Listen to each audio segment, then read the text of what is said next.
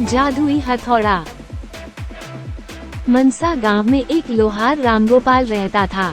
उसका एक भरा पूरा परिवार था, जिसका लालन पालन करने के लिए उसे कई बार दिन रात काम करना पड़ता था। रोज की तरह आज भी काम पर जाने से पहले रामगोपाल ने अपना खाने का डिब्बा बांधने के लिए अपनी पत्नी से कहा। पत्नी जब डिब्बा लेकर आई तो रामगोपाल ने कहा, मुझे आज आने में देर हो जाएगी, शायद मैं रात को ही आऊं। इतना कहकर रामगोपाल अपने काम पर निकल गया। काम पर जाने का रास्ता एक जंगल से होकर गुजरता था। वहां जैसे ही रामगोपाल पहुंचा, उसे कुछ आवाज सुनाई दी। जैसे ही रामगोपाल कुछ पास गया तो उसने देखा कि एक साधु भगवान का मंत्र जपने के साथ ही हंस रहा है। हैरान होकर रामगोपाल ने पूछा, आप ठीक हैं? उस साधु को रामगोपाल नहीं जानता था, लेकिन साधु ने एकदम से उसका नाम लेकर कहा, आओ रामगोपाल बेटा, मैं तुम्हारा ही इंतजार कर रहा था। मैं भूखा हूँ, मुझे अपने खाने के डिब्बे से कुछ खिला दो।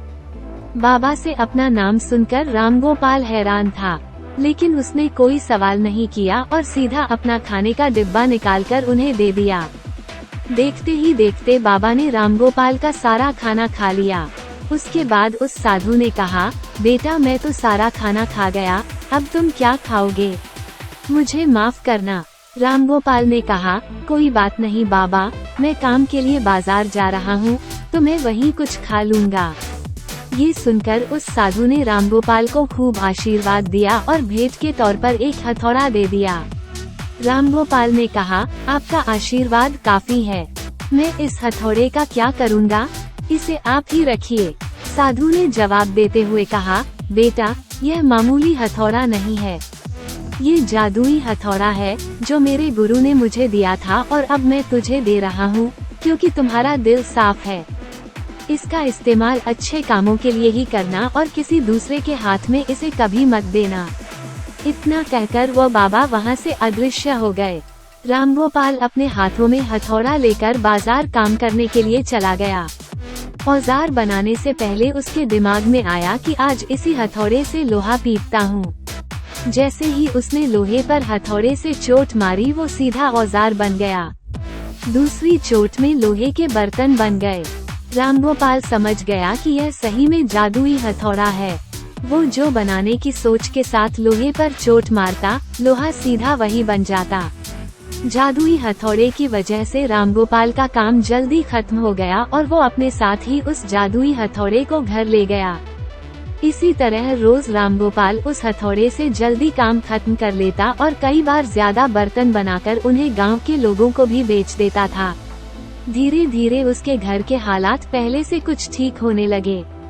एक दिन गांव का मुखिया उसके घर आया और बोला, हम गांव वालों को शहर जाने में बहुत ज्यादा समय लगता है, क्या तुम अपने हथौड़े से गांव और शहर के बीच आने वाला एक पहाड़ तोड़ने में मदद करोगे?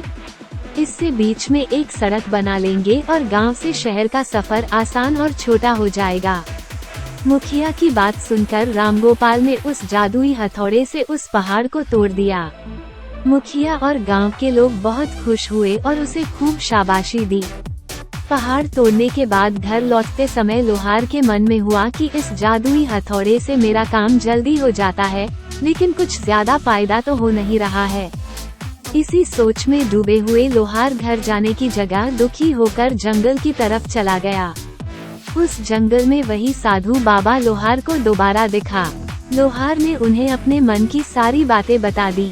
साधु ने कहा, इसका उपयोग सिर्फ औजार और बर्तन बनाने व पहाड़ तोड़ने तक सीमित नहीं है। इससे तुम अपने मन का कुछ भी बना सकते हो और किसी भी कठिन चीज को आसानी से तोड़ सकते हो। रामगोपाल ने अच्छे से साधु बाबा से उस जादुई हथौड़े को इस्तेमाल करने का तरीका सीखा। उसके बाद रामगोपाल ने बहुत धन कमाया।